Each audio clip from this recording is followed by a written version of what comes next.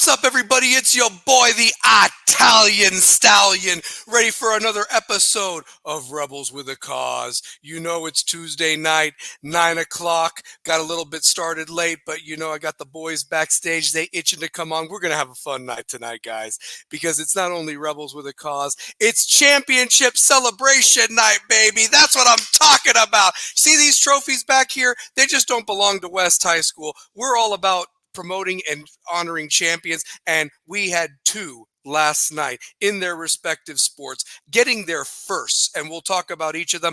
This boy was extremely happy, not only as a proud alum but also as a 305 resident, and being a fan for 31 years of that hockey team. It all was worth it last night. But that being said, though, it is Rebels with a Cause, because remember, the cause don't stop when the clock hits zero, baby.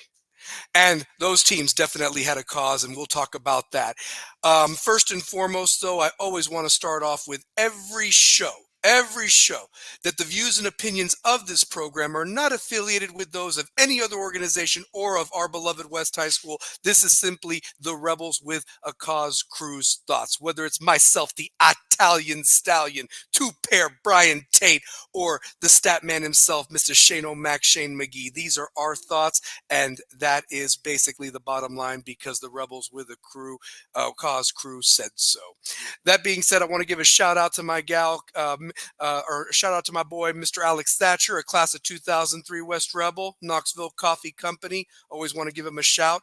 Definitely get you some of that brew there down in the heart of Marble City off of Sutherland Avenue. It's good any time of the day. And also my gal, Miss Kim Castle over at King's Chamber, always gets me fresh before every show. Always want to give her a shout and throw her some love. She always makes sure that your boy's looking good and fresh for Rebels with a Cause, because she has a cause for herself, and hopefully you guys pay her a visit and shower her and Miss Rachel with a lot of love. Once they get up and running, they'll take care of you. Waxes, facials, hair trims, beard trims, pedicures, manicures, all that good stuff, even some massages. So definitely pay them a visit there off of Washington Pike.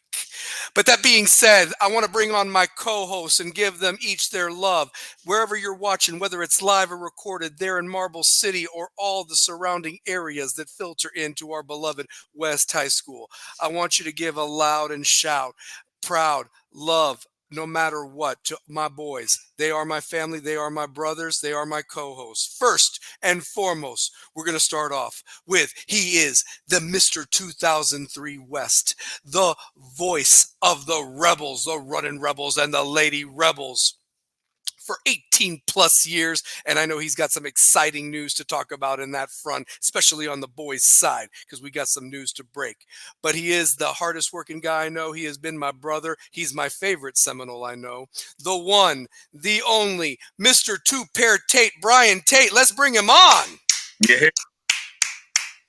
Yeah, man. What's going on? Look at you rocking the Tennessee jersey. I like it. I like it a lot. I had to take it back, man. I had to take it back. Absolutely. I had to take it back. Shout out, to my guy Tobias Harris. I had to throw on the orange and white for a championship. I didn't think I'd ever see like a championship far as in Tennessee, being a kid that, announced for the Vols. Like, I ain't gonna lie, man. I've been living out my dreams when it comes to when it really comes to seeing it now. You know what I mean? Just it's really awesome to see, man. Like, how far we've come. My bad. Let me get my headphones on real Oh, quick. you're fine, bud. You're fine.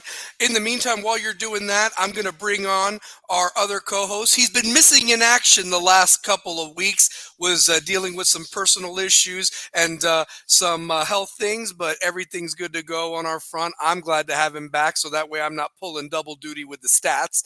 But I love his contribution. He is a true rebel with a cause. And ladies, he is single, he can cook, and he will take care of you on a date. He's single. He'll flash his phone number up there if you want all that. But without further ado, I want to bring in my brother.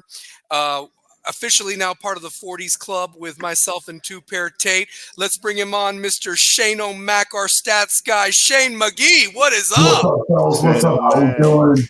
The Man, Mac Man. I'm still recovering from last night. I love it though. I love recovering from last night. Listen, I love that you guys got the Tennessee stuff on. I have a story of why I'm wearing the back-to-back, though. By the way, I want to. Here's why I'm. Cool. But here's why I'm wearing the shirt. Wore that too.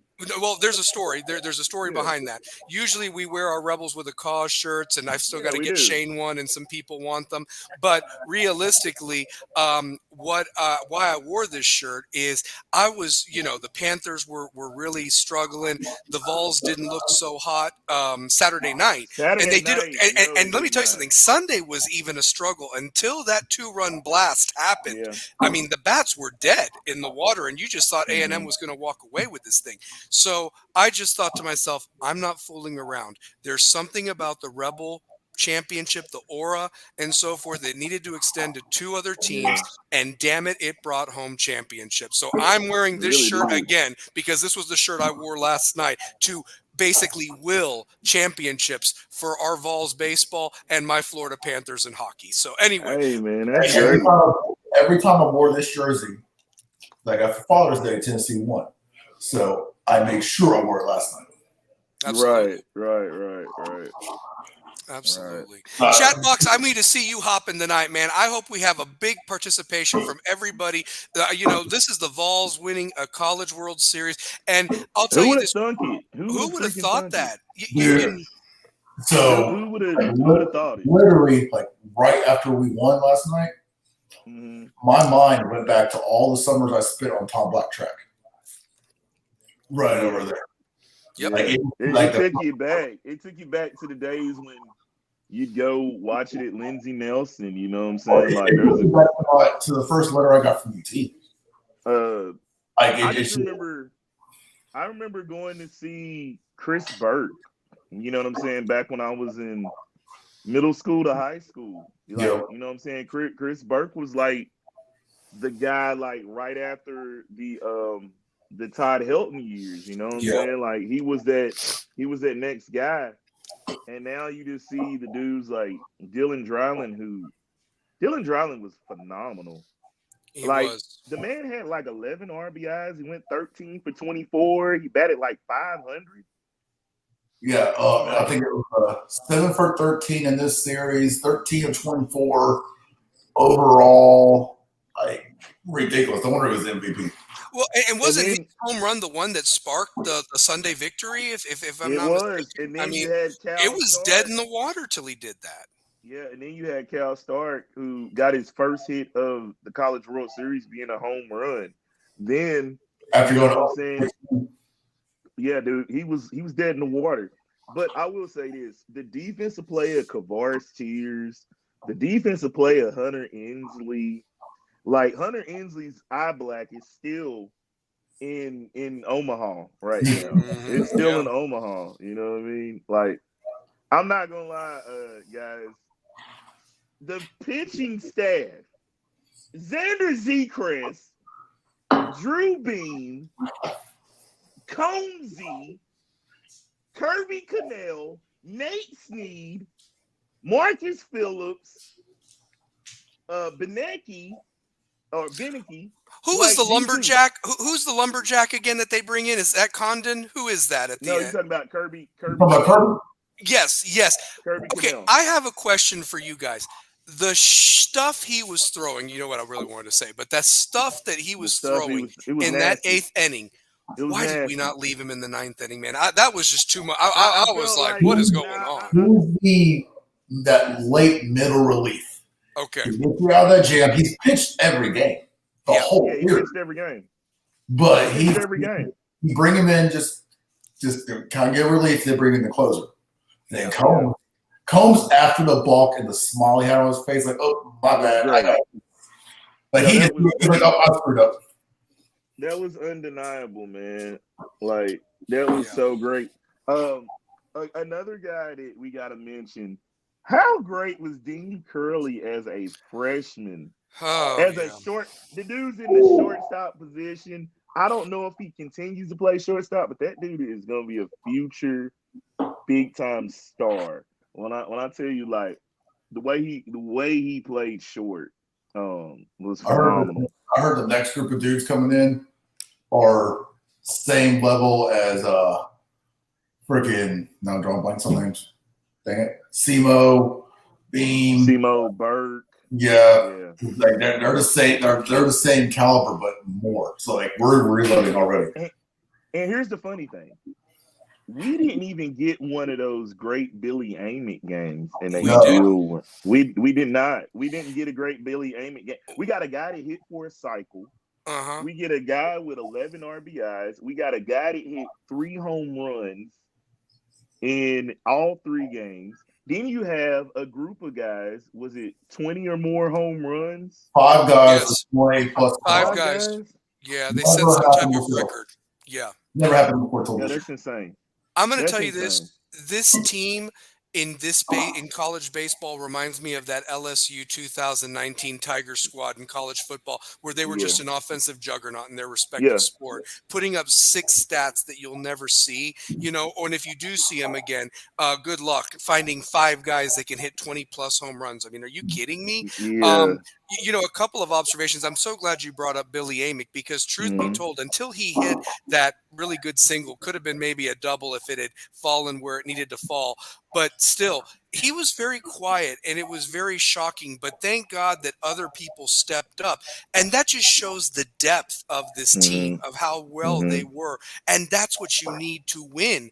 It's a hard sport to win a championship. It really is. I mean, the fact that you had to win a regional, then you win a super regional. I don't care who you're matched up with. That's still pressure. That super regional was pressure. It was pressure. And that wasn't a bad team. That was not an ordinary little Cinderella. That was a good team. That Evansville team was a lot better than people need to give credit for. They gave us everything we wanted. They beat a very good East Carolina team. And that East Carolina team, if they would have came in Knoxville, I still think we would have beat them, just because I felt like we were a team of destiny. And I felt like our pitching would have got through any type of situation. Like you saw the pitching, and you saw the level of the pitching when it come to crunch time. Like Nate Snead coming up. Combsy might be slick the MVP because of how he handled the Sunday game, coming in, giving our bat some help. Because if Cal Stark doesn't hit that home run when he was over, I don't know where they would have been without that. Like, the pitching of Combsy was great. And also the way we would go from Stamos to Causey. I like the way we always went. We stayed with the same formula every game. We went the exact same starting lineup from Sunday to yesterday. Nothing changed. Yeah. Nothing changed. No, nothing changed. A guy that I wish would have got hot because he was coming back to Omaha was Dalton Bargo. I really wish he would have got hot just because of the story of Cal Stark being from Farragut, from Knoxville, being on the first national title team. He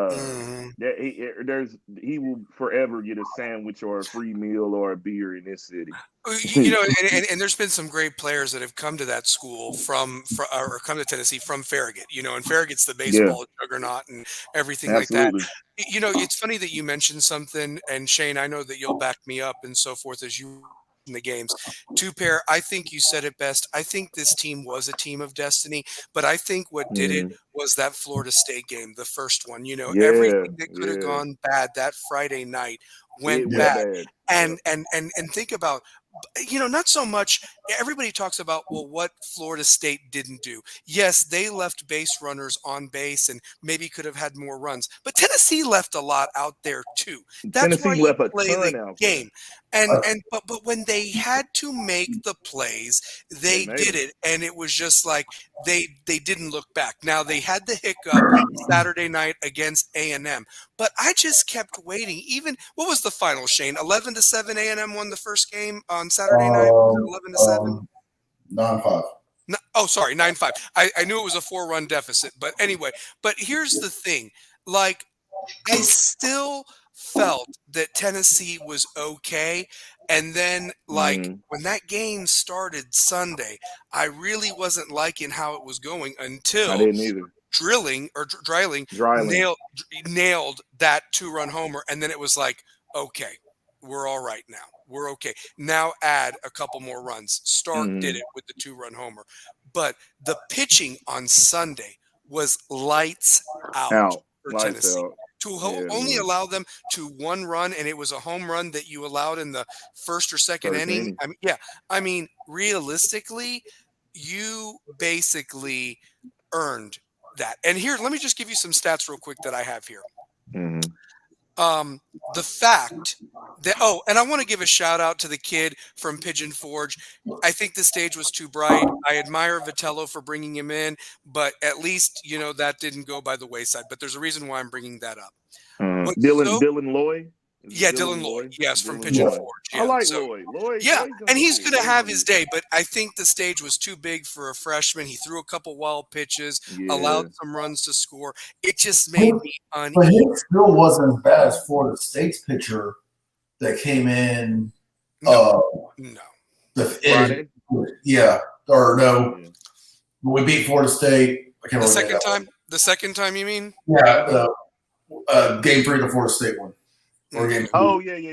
Because we had to Like play that dude was twice. not like he was done within the first inning Yeah. Yeah.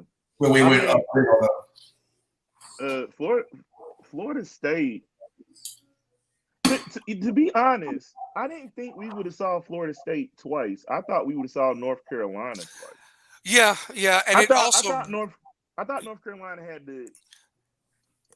He's not the best player in Omaha, but damn it, he's top 5. I love Honeycutt. Vance Honeycutt is a player. Like, man, he's really one of those dudes. And then from Florida State's lineup, their middle lineup with Tibbs. Like, Tibbs was a problem. Tibbs was a problem out there, man. They got some players too. One thing I do want to say about North Carolina and the baseball, which was really shocking to me, they had the highest seed of all the ACC teams, but I think they were ACC regular season champs, I guess because of record or something. Record they were. But not even them, nor Florida State or Duke. Virginia, for that matter, were your tournament champs. That was Duke. And I know that they do things a little bit different. They do like 4 groups and all that, and the best teams go in a semifinal and all that. I get that. But the fact is you're right, Two-Pair. I really thought that Carolina would beat Florida State, and it would be us having to play North Carolina again, but it worked out the way that it did. And the other thing that I want to bring up is that, and this was the stat that I wanted to the reason why I brought up Dylan Loy and the runs being allowed. The fact that you're the first number 1 overall seed, okay, in 25 years, since the 99 Miami Hurricanes that did it the first year. 99 Miami Hurricane team was a bad. They were bad. They were a bad team. That team right there, that 99 team went through the whole College World Series. They did. It was quick. I think I was in 8th grade. I was in 8th grade when that happened. Yeah. And the thing is that the fact that there were curses and everybody was saying that, but I thought Tennessee was going to do it because there's something, like I told you guys, about that 25 number. For whatever reason, it's been very significant in this year. But what's even scarier is, does anybody realize that Miami won that 99 game against Florida State, their rival, and the final score was 6-5. And last night, Tennessee won 6-5. 6-5. I mean, Eerie. and when we were allowing those, I was like, it was too close for comfort, but I knew he was striking him out at the end. I knew that last pitch was going to be strike three. You saw the look on his face after the balk because he didn't realize the runner took second already. Yeah. The first, and just he whipped back around. It's like, yeah, I got this. We're good. Yeah. It's like when Christian fouled that one off for 2 strikes to finish off against I can't remember. Might have been during Florida State, like the first one. It's like, Florida State comeback? Yep. It's like, we good. I got this. Oh, yeah. Yeah. Oh, yeah. There is something about this team that was special in every single way. Oh, absolutely. Absolutely. I think the 22 team was more talented. The one where we lost to Notre Dame? The 22 team was one of the best teams. I don't know what happened. Like, I think we did a business approach to it. Like, they went out there thinking they were going to beat everyone that year, and they were good enough to do it. But this team took it one game at a time and knew their job every time. But here's with some. What about the irony that Texas fires their head coach the day of the national title game? Yeah, right? Is now Texas A&M's coach is now Texas's coach. You're staying in the same. That's some dirty stuff, man. That is some dirty stuff. James, check this, Stallion. Check this out. When asked last night, he got rather rude about it. Oh, he got rather rude about it, right? It had Roy Williams vibes. I don't give a shit about Carolina. Carolina job 2 weeks after Kansas loses to Carmelo Anthony in Syracuse. Keep going. I'm saying, was it not freaking eerie though? Was it not eerie that the way that happened? And I kept saying to myself, if Tennessee beats Texas A&M, that coach leaves tomorrow for Texas. Wow. I didn't think he was going. I didn't. When you say it in existence, you don't think it would happen. But I said to myself, if we win this game and they ask him that question, and I bet you on ESPN, I will see that Texas A&M's coach leaves for Texas. It's crazy. But by this morning, I was already seeing reports on it. I did too. Yeah, and he got hot. I mean, he got flat out fired up and rude. Yeah. Was he not rude about it? He was. He was. I mean, and listen, I know you've just lost the national title game, but they have a job to do. There's a way that you could have handled that, and you didn't. You already knew what you were doing, dude. The money was there. You knew. I mean, and here's the thing, man. I'm going to tell you this. They have not played in years in football. I can't wait to see some Texas A&M shit again, honestly, because that used to be a after Thanksgiving Day special, like Nebraska and Colorado. That was your lineup. They did that remember, and all that, the bonfire. It was Nebraska, Colorado. It was Texas A&M, Bedlam. It was Oklahoma State. Always that Friday. Yep. And then the Saturday, you'd have Florida State, Florida. Mm-hmm. Yep. 9 times out of 10. And then you would have Vanderbilt and Tennessee would be playing. You know what we forget though? The Thanksgiving night game was the Egg Bowl. It still is, yeah. Ole Miss, Mississippi State. Yep. You're right. So that was your lineup. That was your lineup. And the thing is, they haven't played for a while, but now Texas is in the SEC. I'm going to tell you this: that A&M Texas rivalry in all the sports, that's what college sports is all about. With them coming to the SEC now, is everybody going to do the horns down now because they cried in their last conference? Like, it's not fair. It's too mean. We don't like the horns down. Welcome to the SEC. Oh, welcome to the SEC is right. So I want to give a shout out to Larry Frank Jr. from Utah. Thank you, buddy. Always supporting the show. And he definitely bringing it right off the bat. Tennessee winning the Natty. The SEC has won the last 5 titles Vols, LSU, Ole Miss, Mississippi State, and Vanderbilt. I mean, that's just nuts. That is nuts. And you know, and now you've added Oklahoma and Texas, and you know, it's just going to be very interesting to see how this how this goes. This conference is going to be a bloodbath in any sport, men's or women's, going forward in any sport. So yeah. Oh, just like Oklahoma's softball team. Yeah. Is dominant. I'm not gonna lie. That's gonna be a good matchup. I don't think there's been a more clutch hitter than Dylan Dryland was. Like the bombs that this dude hit were just back-breaking shots. Like the most memorable hit will still be the Florida State game. Mm-hmm.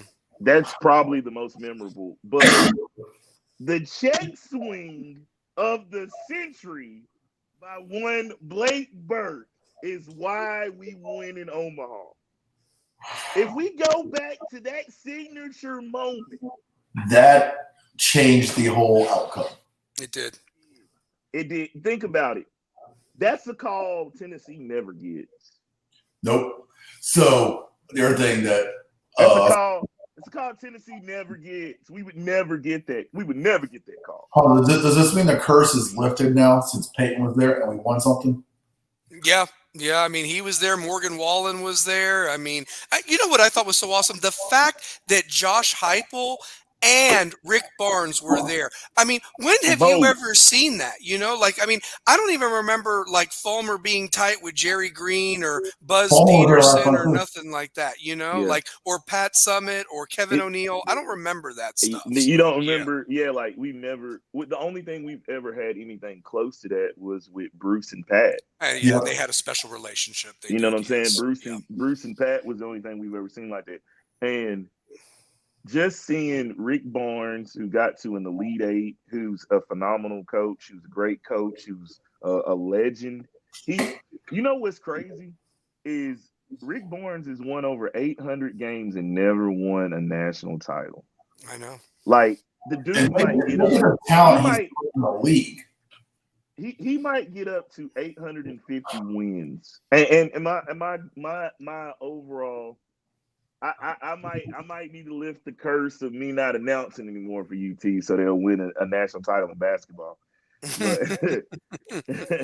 if they bring me back. But when you look at it, I really think that I kind of felt like Tennessee's baseball team was knocking on the door for so long that it had to beat it down. Where football, I don't know. I don't know in football. I really don't. Like, as much as I love Nico and seeing what we've developed in talent, it's hard to compete with the Georgias and Alabama. Like, it's very tough. This SEC's gotten rougher. You just brought Texas and Oklahoma into the fray, and you got Missouri that's laying around in the weeds. It's getting better. You got an LSU team whose defense needs to get good. Because they had all the talent on offense, they just couldn't stop a nosebleed. Well, and Lane Kiffin's killing the transfer portal, getting people to Ole Miss. Yeah. I mean, they're there too. I mean, they're right there. That's why they had to do this 12-team playoff, because there's a good chance 4 of your 12 teams are going to be from the SEC. The SEC champion and 3 at-large bids. You get 3 from the Big Ten, and then 1 from the ACC, Big 12, and then whoever the lesser 6, the group of 6 champ is, or whatever like that. Because you'll get a Notre Dame in there somehow. Notre Dame will somehow find their way in there. Absolutely. You know, they'll find a way. Yeah. Notre Dame needs to join a conference. They do. They should either join the ACC or Big Ten at this point. So at this point, they're a Big Ten school. Like they're either a Big Ten school or an ACC school. You do it in basketball. Football, you're going to have to give up some of those privileges that you so-called have. But they have everything geared with NBC and that lifetime contract that they signed. Well, and the stupid is that's really only the home games, because the away games aren't on NBC. The away games are with who they play, and majority of their games are on ABC at this point. You know, or ESPN. They're playing ACC schools. Yeah, or they play the occasional Big Ten team, and I guess that's going to be on SEC now. So they're or either on CBS. ESPN, NBC, or Peacock. Oh, that's right. Where The they are. Peacock crap. That's Yeah. right. Always, they got the Peacock crap. It is. But I think what Peacock experienced with Big Ten this year, Big Ten is going to CBS. I really don't. I love the SEC being on CBS. Like it just was a better covered. Like with ESPN, I like the ESPN night game of an ESPN game. Oh, absolutely. If it's around that 3:00 game, I want to see it on CBS. Yeah, and now it's going to be the ABC thing. It's going to be ABC. Is that going to be that 3:30 game? Yeah, it's going to be ABC, ESPN type deals. You know what I'm saying? I want to go back to Larry's comment real quick that with Texas and OU joining, schools like the Cal State Fullertons and Wichita State, they can kiss their baseball hopes goodbye. I really think that realistically, now with the Pac-12 officially gone, you might see a UCLA or someone like that from the Big Ten maybe. Ain't no more Cal State Fullerton, no more Mark Kotsay's, baby. None of that stuff. Yeah. No UC Davis, no UC Irvine, no Santa Barbara. Stanford, I'm sorry, Santa Cruz, whatever, Wichita State, none of that. It don't matter. Well, and I'm going to tell you this.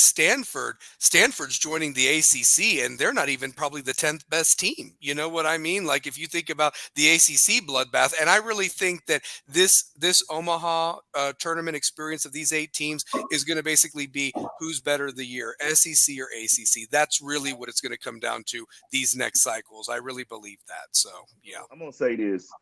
There was a guy that did not play in the College World Series. Their team lost to NC State. How about Charlie Condon? Oh, yeah. Charlie Condon getting the Golden Spikes. Golden Spikes. Award. Yep. Like Charlie Condon, I'm going to say this. Charlie Condon, you were a phenomenal player. But when I look back to the SEC, hey, Statman, who was the Triple Crown winner in the SEC? All right, give me a second. While he's looking that up, I want to give a shout to Kerry. First SEC team to win 60 games, regular season and conference title, and the national championship. That's the trifecta. 833 winning percentage is 3rd all time. I'd love to know who the first 2 were, Kerry. I do. Yeah, so, yep, the Pac-12 is already gone, and other conferences will follow. Love Larry Frank right here. ESPN getting the SEC is the equivalent of consummating a marriage to your virgin wife on your honeymoon. Absolutely. I mean, It really is that. It is.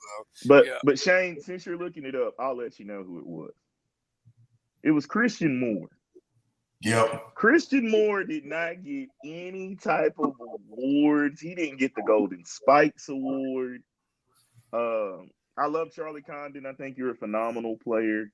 But if you tell me that Charlie Condon had a more phenomenal year than the guy that led the SEC as a Triple Crown winner, I'm just saying, like, that team is full of I saw the tweet he put out. It was early this morning.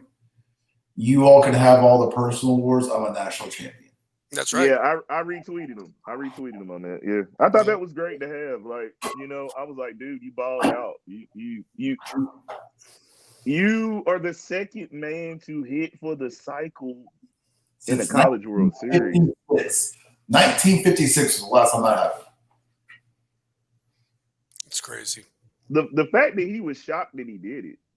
Yeah, like he had no clue he did it. So they said it during the press. It's just nuts. It's just dude. nuts. I mean, what a great championship night! You had the Stanley Cup Game 7. Oh yeah, we'll get to that in a minute because I was ecstatic. I mean, I was on the edge of my couch watching both games. I mean, honestly. So this College World Series talk, like the College World Series and the Stanley Cup are going to dominate the conversation. Oh, absolutely. Well, we got some big news that we've got to talk about too. We got some big news, and we got other topics we want to talk about too. One more thing before we change from the Vols baseball. We haven't even mentioned his name yet, which is really, really surprising. But we got to give a shout out to Tony Vitello. the coach. Vitella, We've not what mentioned him. We didn't mention Does him. he get a street named after him? Like, do they name that street Build- behind the stadium after him at this point now with a championship? Build the statue now. Build the statue now. Yeah. Give him a lifetime contract. Give him whatever he needs. Yeah. I saw a video today Here's of what's what gonna the happen. game looked like in 2018 when he coached his first game. College hallway throughout the first pitch, and you could have sat anywhere in that stadium. Now it's the hardest ticket in town. Now it's the hardest ticket in town. It's like Neyland Stadium in the 90s. That was a hard ticket at Neyland Stadium. Man, you could maybe get one to the throwaway BS games on the ESPN pay-per-view stuff. You could get a ticket to Houston. You could get a ticket. You could get UT UNLV. Or MTSU. I could have walked down the strip and got a ticket for $20. Yep. You could not get a ticket to Tennessee, Alabama. You couldn't get a ticket to Tennessee, Florida. Georgia. You couldn't get Tennessee, Florida. You had to hope and pray to get a ticket to the MTSUs, the ETSUs. Hell, if they did play them, Chattanooga, the Austin P games. Yeah. Those games, you would be thankful and you would enjoy being around probably 103,000 at the time before it got to the 108,000 it is now. Absolutely. Well, and like I said, the guy has brought a culture, a team. They were brothers. You mentioned the 22 team probably being more talented, but this team liked each other. They really came together. They were brothers. They had each other's backs. They really took it like a business approach. They fought. 60 damn games, guys. That is a lot. I mean, some teams don't even play 60 in a season, and they won 60. Let's talk about that. It's the most wins by a team since they capped it in 92 for the amount of games you could play. Wow. But it used to be, you remember, like, they played way more games back in the day. Like, before 92, it was capped. I think the most games won by a team was Wichita State. It was like 68 and something in 1989. Yeah, it's true. It's true. Well, let me just say this. I do want to get to, we have so many topics to cover tonight. I mean, we've got the damn NBA draft tomorrow night and Thursday night. Friday night. I like what I've been hearing in this NBA draft, man. Oh yeah. Well, I want you to talk about that when we get there. We've got the Lakers have a coach, so we can talk about that too. Yeah. JJ's a coach. We'll get to that in a second. But, the show is Rebels with a Cause, and we need to actually talk some Rebels basketball. And I'm going to give it to the man himself, the voice of the Running Rebels for 18-plus years now. And, Two-Pair, I want you to have the floor. Me and Shane are going to sit back, and you take the lead on this one, brother. What is going on with our West Rebels basketball team? West decided to stay in the family. They decided once again to give the keys to a guy that's been around the program for a very long time. He's really, built. He's really one of the pillars of the West success, going back to his days with Coach Kessler. It is one Tommy Eggleston, man, and it's great for him to get this job, man. Like he really deserves it. Been with the school for a very long time. I want to say he's going into his 15th year. He's a real no nonsense guy. He fights for the players. He's an incredible basketball mind. You gotta think this guy is at Wake Forest during the times of Randolph Childress, Anthony Tucker, Rodney Rogers. He's got just a special mind. And then his kids have played. You know what I'm saying? His kids have been players for the football and basketball teams. So I think he's gonna do a great job. It's really awesome to have. It was a great hire. Former coaches have reached out to him. Gary Pecco said it was a great hire.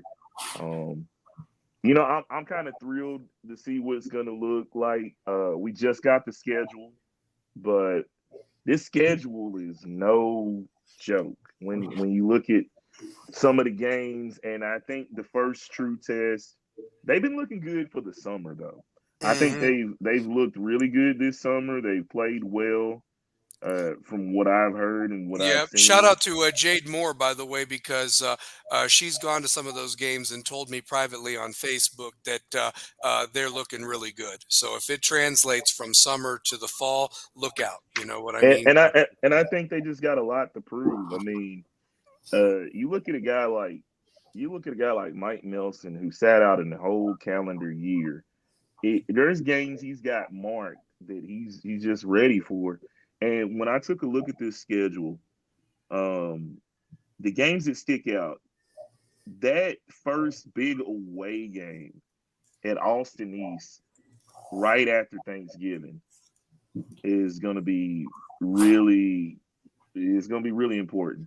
Well, no, hold on, that's the 26th. Yeah, so that's Game before Thanksgiving. Tuesday. It's before Thanksgiving. Yeah. Is that before Thanksgiving? Wow, that's I before. think, Yeah, that's before Thanksgiving. yeah.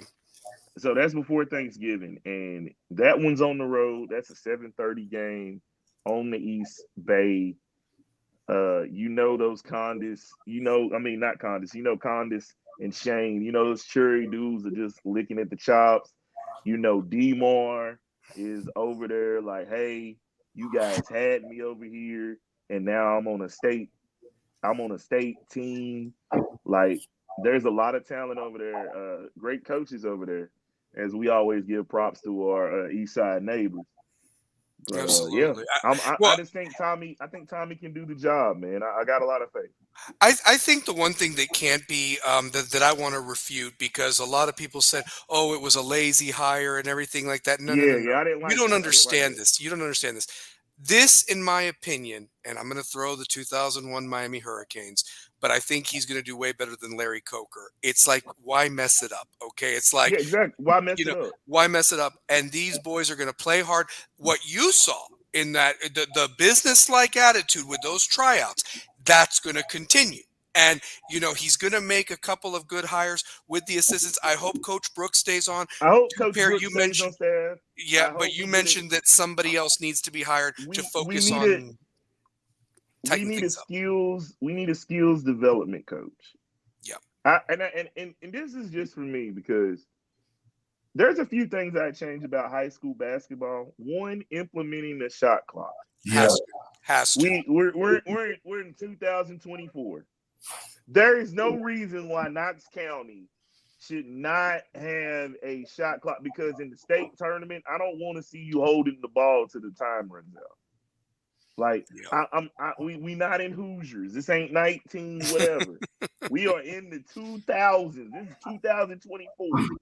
We need Yeah. to have a shot clock. When those games get close, because I've been to a couple of them over there in Murfreesboro. And each school needs to implement. Yep. Each school needs to implement a skills development coach in every sport. I don't care if it's football, lacrosse. You need a skills and developmental coach, because we're missing fundamentally sound basketball on these courts. Oh, So I think it's across that's the one thing I board. think we needed. Yeah, I think across the board in a lot of sports. Because all you're seeing now is like, oh, I'm just going to recruit this kid over here. Because it happens. I've talked to enough coaches in football to know it's like, oh, I'm just going to pull this dog from here. I'm going to pull this one from here. Where's the skill development? You can't rely on their off-season training where parents are paying out the ass for it, when you should be developing all your players across the board. Yeah. Yep. Yeah. I was looking at the schedule right now, too, Pair. A couple games that stand out to me. That Tuesday, December 17th, going into Christmas break, Bearden High School at home. That's Woo! going to be huge. That Tuesday is going night. to That's a be. Tuesday night. Yep, and that could be jockeying for who gets that one seed, in my opinion. I no disrespect to Maryville, I know they bring back some stuff, but I really think it will be a West Bearden showdown, this year Yeah, I for do that too. one seed. So, I do too. especially with some of the other teams taking a step back, like William Blunt. The other thing too, I don't know if this is like final, but I'd love to see us play Alcoa again. I want to see where I we want to see match him. up with I want to see Alcoa. him against Fulton. I'd I love to want see a to. I want Fulton to see on him the against Fulton. schedule. I want to see a Fulton, and I want to Yeah. see an Alcoa, because here's the thing: iron sharpens iron, and that's the type of teams you're going to play if you get, to state, and somebody from Memphis or Nashville is waiting for you. Yep. Honestly. What West should do? West should just like if you want to be in that state conversation, to get to that next level, you got to play state champs, and that's what I love about the football side. The football side is gonna see Maryville, they're gonna Mm-hmm. see Alcoa, they're Mm-hmm. gonna go see like they're gonna go see those guys. Mm-hmm. You know what Anderson I'm saying? County, who's been a 4-8 Anderson power. County, Yep. they're you know what I'm saying. Anderson Yep. County was been good. Yeah, Anderson County was good when we was in school. That's right. Like it was That's real right. good. They were. They were. And they were in our conference too at the time. People forget about that. So yeah, I mean, yeah. So like I said, I think that this team is going to do some great things this year. I'm excited for Coach E, and I really believe that they made the right hire. And let's go. Let's roll the balls out and let's go. The crazy thing is the first day of practice is November 1st. What's so ironic about that particular day is that you're going to be that's also the same day as when the football season ends with Powell, the regular season, and you're getting into playoffs and everything. So that's going to be pretty huge, you know what I mean, type of a thing. But yeah, so I'm glad that we got to talk a little boys basketball, and definitely mention that. And like I said, it's the dead period right now, which I hope that no matter what sport any of the Rebels or Lady Rebels are playing, you're still doing your own thing, enjoying that vacation with the parents. So, more than anything, just keeping yourself eating right and be ready. Because I was looking at the calendar, guys, talking a little West football just to squeeze it in. And I know that Mm-hmm. we might have that show next week if everything works out correctly. But realistically, with West Rebel football, when they get back, I mean, literally, they've got 2 weeks left in the weight room, Shane and Two Pair, and literally, it's football camp time. And then the week after, they'll be implementing regular practices and probably have a scrimmage. But the first day of school is August 1st. I mean, it seems like it gets earlier and earlier each year. You know what I Yep. mean, type of Mm-hmm. thing. So that's going to be. So basically, what I'm getting at is they really only have 2 weeks left of getting better in the weight room, and then guys, it's go time. The pads come on and it's go time. So, and I can feel it in the air, man. I'm excited about it, so more than anything. Yeah. I'm really excited for the football season. Just looking at some of these games, and the fact that we got players like Wyatt DeRoche, Jack Keefe, um, this really wanting to be a part of the show that's been hitting us up, man. Like I love the work that you guys are doing. Like for real, keep it up. But Yeah, now and we'll talk about you. We'll talk about you. yeah, when a young Wyatt DeRoche hits you up and say, "Hey man, when can I get on? When can I get on the show?" I didn't want to tell him no. I didn't want to tell Jack Yeah. Keefe no. Like the interviews we've gotten with like Jack Keefe, Kevin Jack of the basketball team, like we're getting a lot of you guys more exposure this year. So just be on the Absolutely. lookout for a lot Yeah, of and we players. don't want Shout out to to Elijah Gardner. shout out to him. Elijah Yeah. Gardner has been tearing it up at like every camp. Like my Twitter feed is Wyatt DeRoche, Elijah Gardner, and mostly Jack Keefe on IG. Yeah. But Well, I want to give a shout out to Riley Mannon for adding me on Twitter. Thank you, brother. best of luck this year locking it down at that cornerback spot, like I know you will, like you did last year. So shout out to Riley. Also I want to give a shout out to Nalaja Dickey there on the defensive line. I see you, number 95. I see you. So keep eating, brother. Keep eating. I'm just so excited for this team. And the one thing is we'll give you the exposure. You just do your thing. We ain't gonna get in your way. You're good enough. You just do your thing, and let's hoist another trophy up. And we'll talk about it every week. We'll be live from Chattanooga should we get there again. Honestly, I'm all about doing a live show from Chattanooga. Honestly, I think that'd be the hypest pregame thing ever. We'd be like Rick Russo, Channel 8 stuff, man. Honestly, Dude, so, if we get to the level of that, we really become a top tier sports show. And if you've ever we been really to Chattanooga Stadium, sports show. There's a spot for us to be. Honestly, there's a spot for us to be with the stadium in the background that would be phenomenal if we could pull it off, honestly, as a pregame getting ready for the game. And I'm down for that. Like, honestly, like we literally would watch the team get on the bus like they do, send them off, and then we basically drive down to Chattanooga, get some lunch, get set up, and have a pre-game show, and then we watch the game and hoist a third title in a row. That's that. And then you're officially a dynasty. You're officially a dynasty when you win 3 in a row, honestly. Yeah. So, yeah. So, oh, and real quick, I'm going to get the rant out of the way right away.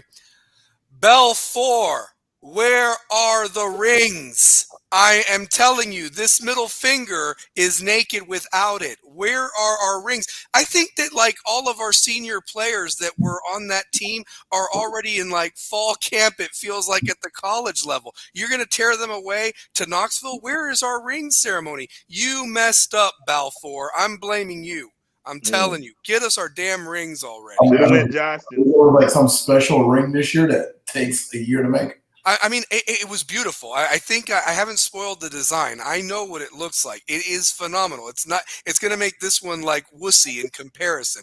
But my goodness, we got fitted for them like January 20th, and now it's like past June 20th or whatever, you know? What? I mean, it's unbelievable. So, yeah.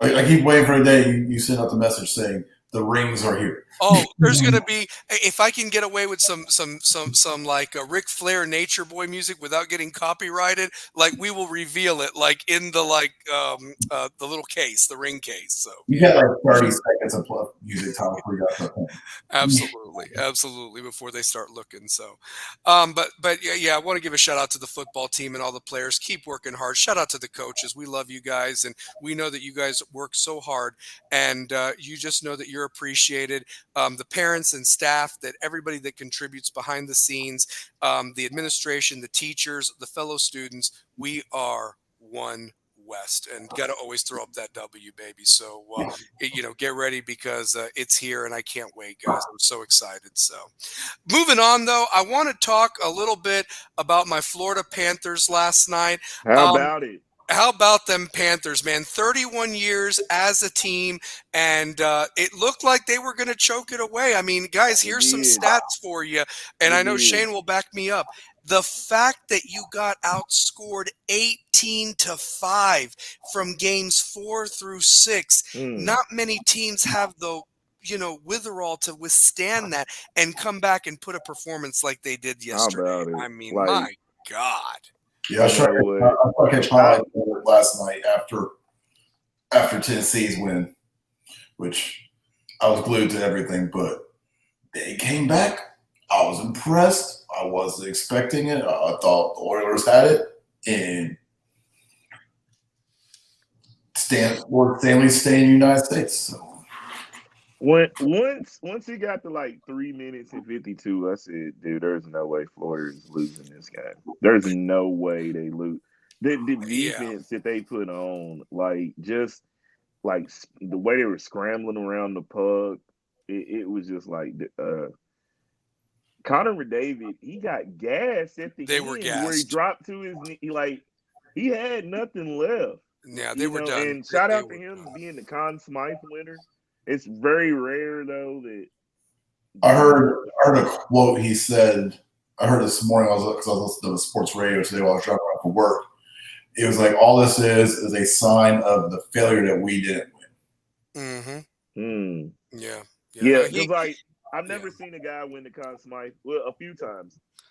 Like what Ron Hextall won the Conn Smythe after they lost, and I want to say even taking it to the NBA terms, the great Jerry West won the NBA Finals in a losing effort. Yeah. You know, Yeah. Well, and that's like Lionel Messi winning the Golden Boot for the 2014 World Cup. Yet Germany was absolutely dominant that World Cup. You know, so if you want I thought something about Jerry West. It was Jerry West decided to leave the earth so he didn't see the Celtics winning their championship.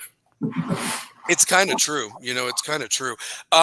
Carrie, shout out to you for this one. From the 10-minute mark in the third, Edmonton was gassed, and you could see it on their faces. Yeah, absolutely. And especially when that one goal, I still don't know how that goal did not go in for them. I mean, for God's sakes, like it was right there, and you just had to like tap it in, not to, you know, make a joke from Happy Gilmore, but literally you just had to tap it in, and there was nothing there. And somehow Montour just like willed his little body in there and knocked it out. And then I guess somehow Bobrovsky covered it up, and then the ref, you know, called dead, and then they reset. But between that, and then you know, like you said, him on one knee, Connor McDavid, and then the other player for them that they kept talking about that was a no-show during the series, when he was like Connor's backup of the lead scorer.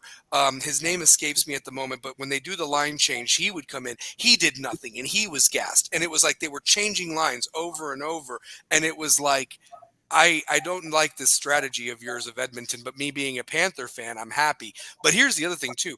They didn't even go 6-on-5 until a minute to go because Florida was putting that pressure of staying up there. They couldn't pull the goalie like they wanted to in the other games, which I really thought that was a smart move by Florida to counter that, to not, you know, sit back and have 6-on-5. So, yeah. mm-hmm. But shout out to the Panthers and Barkov and Bobrovsky and you know, you talk about a team just like the Vols. Coach Paul was saying that he knew right from the beginning that this could be a special team because they liked each other. They were nice to one another. They fought. They had each other's backs. And reminds me of the Vols in baseball, too. They were very similar teams. And how special was it that in Miami and in Knoxville, two teams won their first championship on the same night in two different sports? I mean, that's magic right there. It's And kind of especially magical. and the fact that, you know, you have a tie to Miami too, Pair, you Yeah, know, and the fact that big tie to Miami. yeah, Big and tie. me, Big tie. and then you look at the fact that we all are Tennessee, you know, like I went there and so forth. You went there, you know. I mean, Yeah. it's one of those things where, you know, it's so special to be a part of that and to have that happen on the same night. It don't happen very often, man. And you know what? Shout out to the NHL playoffs. Shout out to the Edmonton Oilers for Shout out making to that the a Oilers series. for making No, that for a making that a series. series. They could have bent over like the Mavericks in that horrible NBA Finals that we got and Yo, so forth. No, they how said horrible no. was that NBA Finals? Oh, it Like, was so bad.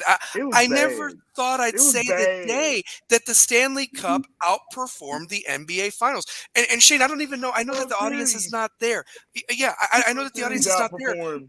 But you know that when Bro. basketball ended, the numbers did at least have to increase for ESPN and ABC that they were watching, that people were wanting to see. Are the Edmonton Oilers going to make history and come back from a 3-0 deficit? You know, I Yeah. mean, Like for me, the College World Series was better than the NBA Finals. oh God, yes.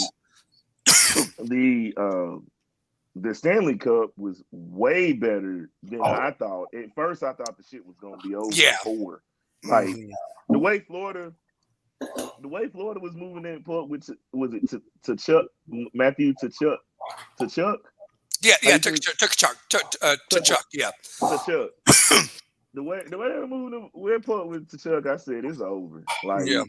and the goaltending, like y'all held them out those first three games. I'm like, those first three games, they weren't what I thought they were. Then they showed this offensive explosion.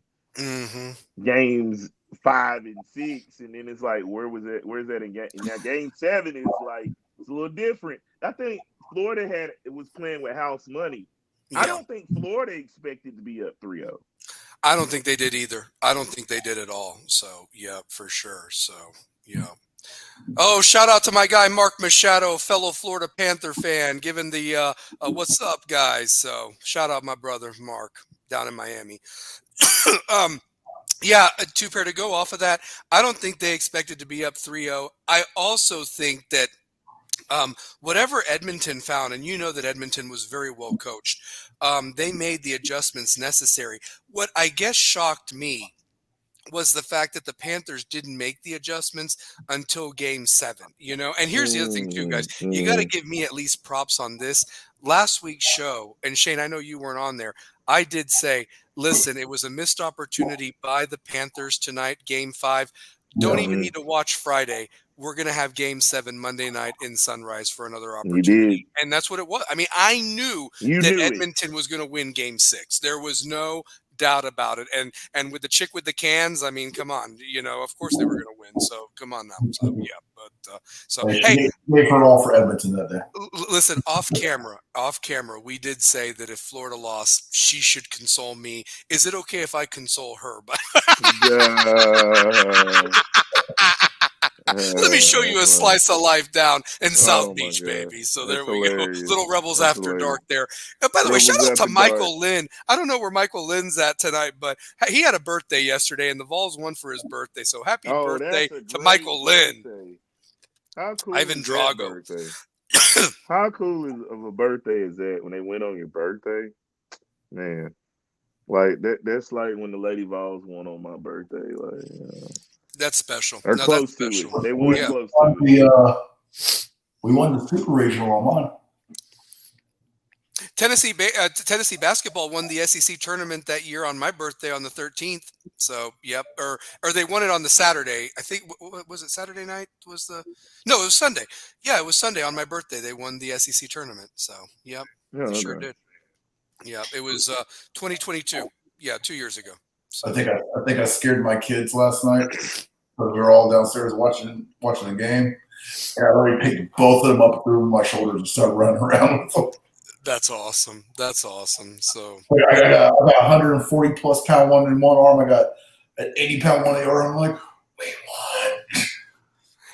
Yeah, and I got emotional. If anybody saw it on Facebook, I got emotional because you wait for that moment. And here's the thing, man. I saw a thing where these are the franchises in the 4 major sports that still have not won a title, and you see teams like the Buffalo Bills. You know what I mean? And it's just like what the hell? Yeah, hit that like and subscribe button, man. Honestly, like punch that, baby. Yeah, and everybody, all Rebels, man, pass it along to your parents. Everything, watch the show, man. We love the support, man. We love this, and we love doing this, and we want our message out there. We are Rebels with a cause, all of us. So yeah, because remember, the clock don't stop. Or the cause don't stop when the clock hits 0. So that's right. So you bet. So, moving on, but shout out to my Panthers. Thank you for not choking and giving this the South Florida boy the last in the titles that I hadn't seen and so forth. I don't have any hope in the Dolphins, unfortunately. So, but that being said, I wanted to go to the NBA. JJ Redick, the former Orlando Magic, played for the Pelicans, played for the Clippers, for the Bucks, yep. Played for the Mavs. Yeah, played for the Mavs. I mean, he obviously was the most hated Duke player of all time, next to Christian Laettner. He's up there. Yeah, he's up there. He's up there. But the most hated Duke player besides Laettner would be what's his name? Laettner is still the most hated, but it was like JJ. There was a hate for him. Yeah, because of what Duke is perceived to be, but you meet JJ Redick and he's not. No, he's a cool dude. No, the podcast cool and all that, and the old man in the 3. Yeah. Great podcast. It is. And so he's gotten promoted for the Lakers job, and let me tell you this: JJ is got a brilliant mind. I think, a lot of people were wondering if he was gonna maybe join, Coach K's staff before Coach K hung it up. And he kind of was like that guy that had an eye for an NBA job, but I'm kind of shocked to get this job. I would have expected maybe something like, I don't know, the Pelicans job or something a little bit lower tier. You know what I mean? Type of a thing. What if he would have got the GM? Nah, I don't think they fire Willie Green, but I see what if he'd got the Cavs job? Yeah. I mean, somewhere like that, somewhere where there's not that much pressure, Yeah. But here you're getting the Mecca and you're on LeBron James's, potential last team. Maybe he's got 2 more seasons in him, including this one coming up. And I don't Anthony know. Davis. Anthony Davis. I mean, there's a lot of personalities to manage on that team, and that's a tough town. Next to the New York Knicks, that is the toughest town to coach in and so forth, especially when you're talking basketball. So I got a question with JJ and the draft coming up tomorrow. Does he draft LeBron's kid? Does he draft LeBron? Oh my God. Yeah, let's talk about this real quick. Hold on one second. Let's see here. Larry Frank, I'm about to lose my shit on this JJ Reddit crap. Great Grayson Allen is hated. Yeah, here's the thing. Grayson Allen has to be the top 4. Who's the top 4 or top 4 at Duke? Top 4 at Duke? Top 4 Duke or top 4 ever? Hated. Well, here's the thing. I think Kyle Filipowski's joined that list for them. Honestly, because he didn't do shit at Duke.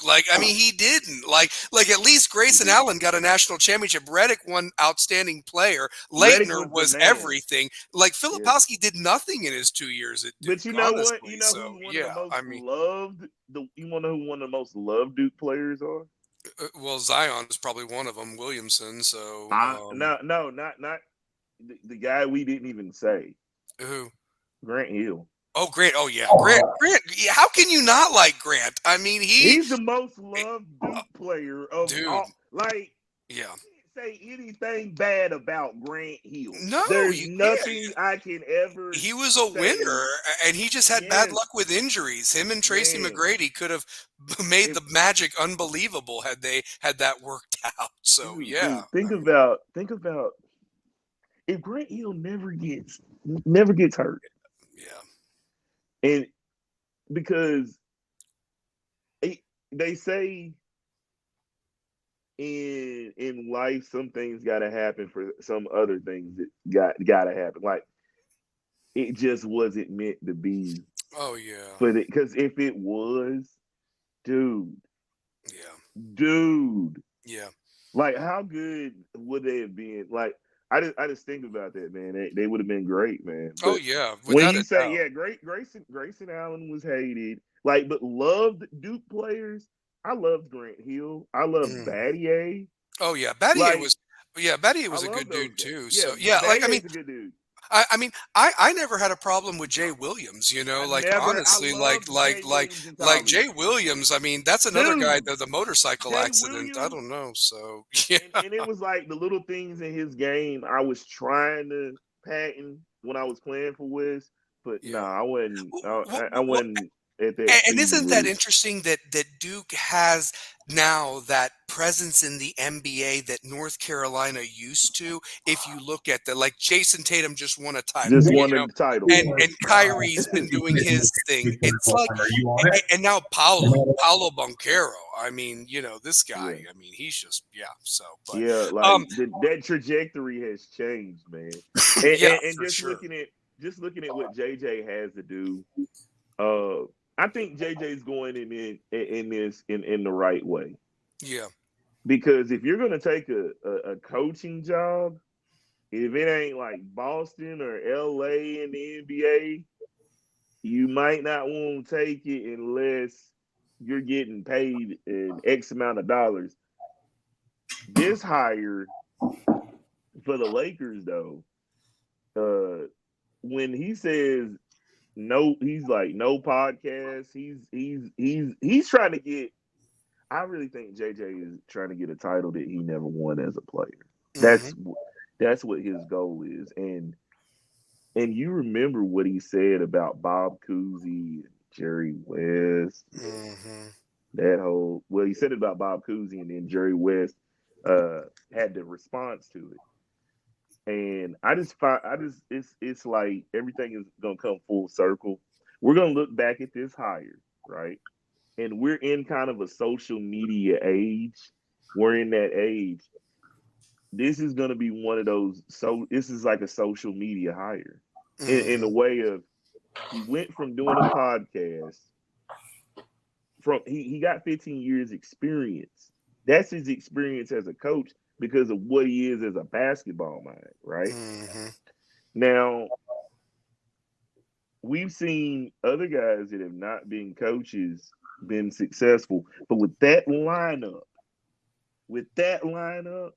that's not a championship lineup right now. The Mm-hmm. pieces that they need are going to be too hard to get because you look at a DeJounte Murray out there in Atlanta, that's going to be hard to get. You look Mm-hmm. at a Jeremy Grant up in Portland, that's going to be another. Like, you got to move a lot of pieces to get those type of pieces if they're trying to do that. And then you got the 17th pick and the 55th pick, and I get it when you can see this side of nepotism because I kind of feel like it is. But Rich Paul said something that was real poignant. That kid, Bronny James, just want to hear his name said. That's it. Mm-hmm. I just think that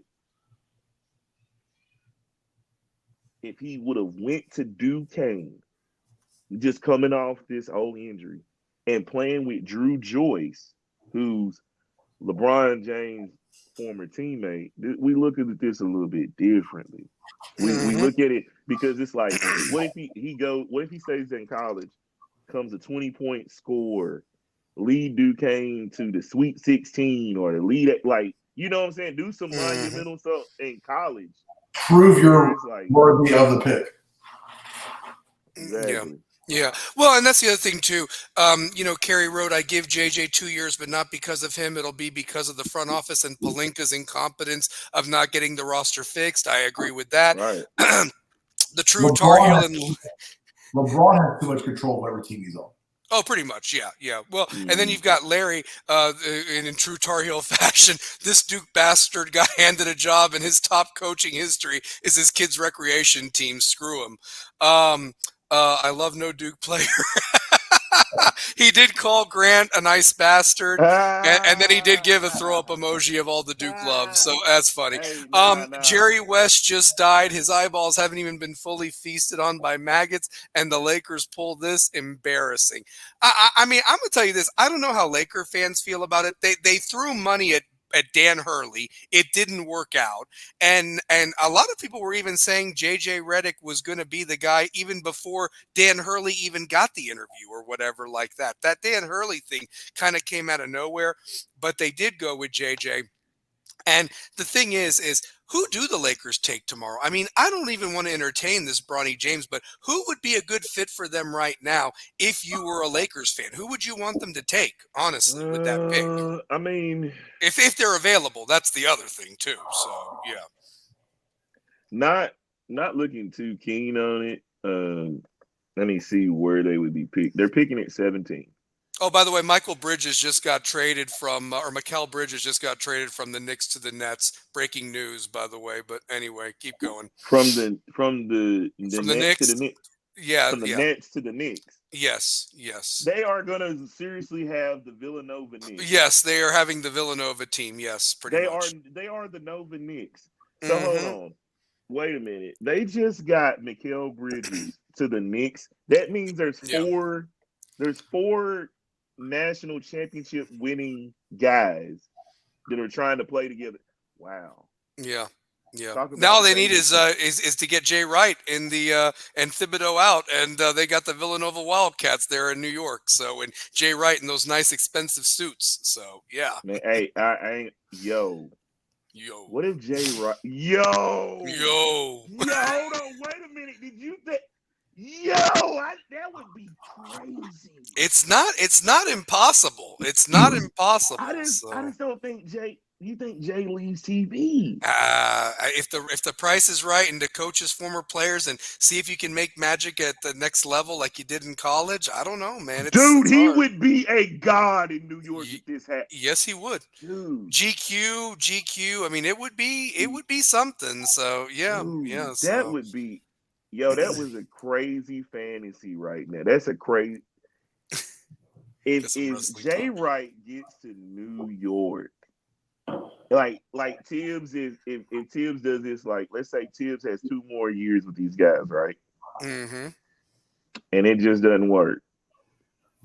Jay Wright is on college basketball during the Final Four. Does he take the NBA job in Villanova? I mean, not the NBA job in New York. Yeah, I mean, I think that if the price is right, and a lot of people blame Thibodeau for really running those guys ragged, and that's why they ran out of gas. I mean, there's been talk of that too, and it is what it is. So yeah.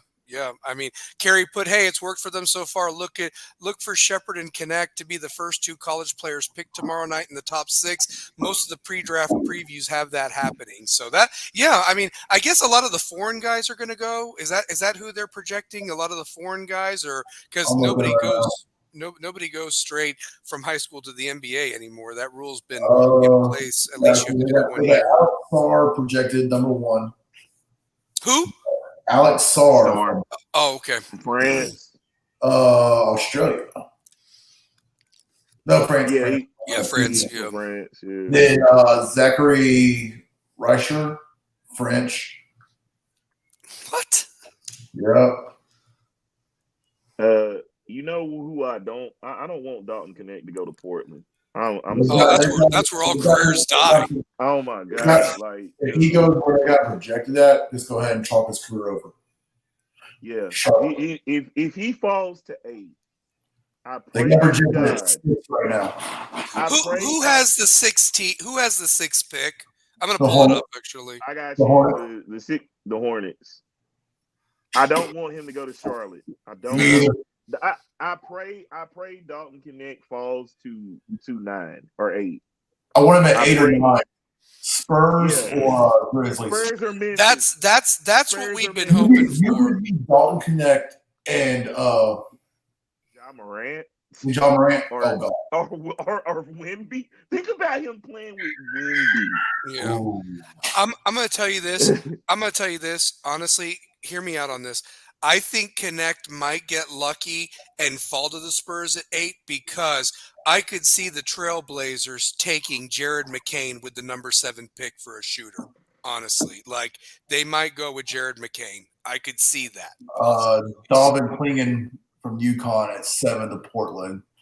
Nikola Topic from Belgrade to the Spurs, and Ron Holland from the G League to the Grizz. Oh they got Dalton Connect going to the Hornets, which if that happened, but yeah, as much as I'd love to see Dalton and Grant together, but yeah. Now the best thing for Dalton would be the Spurs at that 8 pick, and then do we get any trades? Like for example, what if like maybe the Spurs got the 4th and 8th pick. They do. So maybe they take a pick, and I don't know, like that's kind of interesting. They got Zach Edey projected to the Lakers at 17. Really? I would love to see Zach Edey. I'd love to see Zach Edey at 15 to the Miami Heat. That's what I've been hearing. I heard that they really want to have Edey with the center, and they want to put Bam Adebayo at the power forward and not let him be a 5. So yeah, I pray Zach Edey drops to 15. Please, Zach Edey drop to 15. If Zach Edey drops to 15, you might as well say Miami is back in the conversation. Oh, without a doubt. Miami is back in the conversation, especially with the kid that they drafted last year out of UCLA that really performed really good and so forth, Jaquez. So, I would love to see. I'd love to see San Antonio move up to get Connect, though. I would love to see them move up to get Connect. I don't like Dillingham paired with Wemby. I want to see Dillingham. Put Dillingham with John Morant in Memphis. Ooh, Yeah. scary. You bring Dillingham. You bring that guy off your bench. They got Dillingham projected at 13th to the Kings. Who's that? Rob Dillingham? Yep. No. They like their Kentucky people too. Ron Highland is. Oh, I'm looking at ESPN. Which one are you looking at? I'm on the score. Okay, yeah, I'm on ESPN. So I do want to laugh with you guys about something real quick. Keep your train of thought, Two Pair. 24th and 25th pick is the Knicks. Could we have like a really loud boo for 10 minutes straight or whatever if they don't pick who they need to pick with those two picks? Honestly, you said what pick? What pick? The Knicks actually have back-to-back picks in the first round, the 24th and 25th. Kind of late there in the first round. Do you know who they would get? You know who they would get on ESPN? They would get Khalil Ware from Indiana at center. Or they would go with the point guard from Marquette, who I like. He was good. He was good. So, Kolek was okay. He had to battle injuries and so forth there at the end. So Shane, who does the score have? Who does the score have for the Knicks at 24 and 25? Yeah. Basically, Spoelstra would have his best defensive scenario. You know what I question, Kerry? Are the NBA refs going to allow the treatment that Edey got in the NCAA? That's something. Like, has he earned that? He probably wouldn't. He probably wouldn't get that same treatment. No. They got Indiana center Khalil Ware at 24 and Carlton Carrington guard out of Pitt. I remember him. He did okay with Pitt. Yeah. They missed the tournament, but they had a pretty good ACC season with Jeff Capel and them. So I know who you're talking about there. Wow, I was surprised he was a first-round pick, though. Huh. Interesting. Yeah. Larry put the greatest draft reaction was when the Knicks drafted Porzingis. I died laughing. And you know the funniest still. I don't know if you remember the what I shared it was either last week or 2 weeks ago, Larry. That story that like they practically had to beg Phil Jackson not to draft Jahlil Okafor to take Porzingis. Like, so realistically, Phil Jackson, if he had had his way, would have drafted Jahlil Okafor instead of Porzingis for, I guess that would have been the third overall pick for the Knicks that year and so forth. So, yeah, because Okafor got picked by the Sixers at number 4 and everything. Yeah. Behind Anthony Davis and that group. So, yeah. No, sorry, Cat. Karl Anthony Towns, not Anthony Davis. My bad. Cat was number 1. How funny is this? Who's got a title quicker? Porzingis or the New York Knicks? Damn Porzingis, man. I mean, shoot. Like everybody on the Celtics team pretty much gave a middle finger to everybody else that like, realistic. And it was like the easiest title for them to win. They made it look so easy. I'm not gonna lie, it was the most boring. It probably was one. It was a boring NBA final. It was horrible. Boring. I mean, I still can't believe how bad there was no suspense. Like none. The Mavs gave Game 3 away. Mm-hmm. You give Game 3 away, and the way you give Game 3 away is by Luka pitching a fit to the refs. Mm-hmm. It's like you guys got to check that at the door. Like when we were saying like what was the best sporting event of this year, the Super Bowl was great. It was, my God, yeah. You know what I'm saying? The Super Bowl was great. The national championship we knew what that was. Yeah, that was the UConn Invitational Tournament. So yeah. The UFL championship, we knew what that was. Women's basketball was incredible. Yeah. I mean, realistically, that was actually exciting to watch that Final Four and everything. I mean, like the women's Final Four had more storylines. More storylines were in the women's. Could you believe the fact that basketball in both the professional and college men's game has let you down this year of all the sports? Honestly, it really has when it came to the championship. Yeah. Because realistically, the Heat Nuggets last year, yes, the Heat were overmatched, but they made it interesting. I mean, they made it interesting. Mavericks were destroyed. They were destroyed and picked apart. And that's why I just couldn't understand that Jason Kidd didn't do a better job with the adjustments. I mean, they looked totally outclassed after playing such a phenomenal Western Conference, run through against the Clippers, the Thunder, and then obviously the Timberwolves. So yeah, I mean, You know, when I picked Boston, I was telling you guys, I just did not like the way that Dallas matched up, and I just didn't like it. The Angel versus versus Caitlyn is Caitlyn is better better. than It yo. is. Hey, It clap that is. up, clap that up, Props. clap that up, Yes. clap that up, Yes. clap I that love up, that. clap I love that that. up, clap Yeah. that up. That Yeah. that deserves a clap up. Yeah. That's got to be the best comment of the night. Larry Frank Jr. with the comment of the night. That was great. Absolutely. That was great. Honestly, right now the WNBA has really just made this. This is the best thing that could have ever happened. This Angel versus Caitlyn thing that's been going on for 2 years now, and it's gone from the college game to the. This is the women's version of Magic versus Bird, honestly, and I love it. This is great, and it's wonderful that we get to see it because we were too young to experience that. The Magic versus Bird, and everything like that. I hear the tales, and the documentaries have been legendary, but these two girls, I'm very happy that they have done what they needed to do, and I hope that somebody like Paige Buchers and the other ones that are coming next year can continue to add to that and really make that game fun and put some asses in the seats for them, honestly. So yeah, for sure. So And what's crazy about that? You even the class. Just you look at the Angel Reese, Kate Martin, Caitlin Clark, Camila Cardozo. who was the girl that Cameron, tore her Cameron, ACL? Cameron Unfortunately, Brink just tore her yeah, ACL. that was sad to see. But this class of women's basketball players has been pretty damn good. Like these Yes, games have been like packed. The Indiana Fever and Chicago Chicago Sky. Sky Yeah. games have been super packed. And while we've been talking all about them, the best player in the WNBA has just been on a tear. Like Asia Wilson is playing phenomenal. Yeah. Yeah. No, Larry's got some good points. WNBA storylines: will the Aces and Asia Wilson win again? Who will stop the Liberty? Who will win Rookie of the Year? It's constant, interesting storylines. It really is. I mean, It yeah. is. And like I said, you add somebody next year. What they've been begging for years, and now they're getting everybody's attention. Yeah. Yeah. Yeah. When's the last time anybody that could truly talk about WNBA? Never.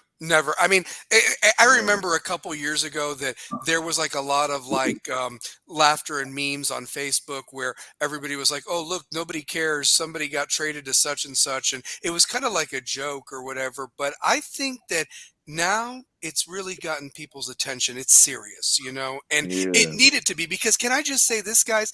When they came up with the whole idea of the WNBA, and then if you remember, there was another league too. What was it, the ABL or something? ABL. Yeah. The ABL was a good league though. Because Rebecca Lobo was in that. Rebecca Lobo was in it. Lobo was in WNBA. Was she? Yeah. Okay. Yeah.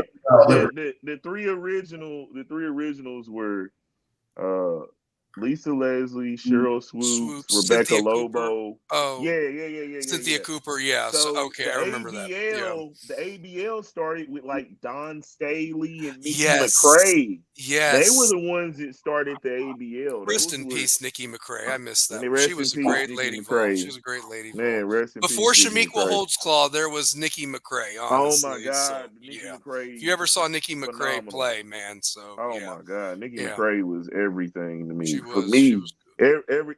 Nikki McCrae was the first superstar for me at UT. That was my superstar was Nikki McCrae. Yeah, for sure. Yeah. So yeah. Hey, listen, Larry. He's a big Bulls fan. He's been suffering since the curse of Jordan and Jackson left. Send Angel to the Bulls. Honestly, I mean, why not? Why not? So hey, but by the way, Cardozo too. You gonna throw her in for? Listen, I'm gonna throw this out there.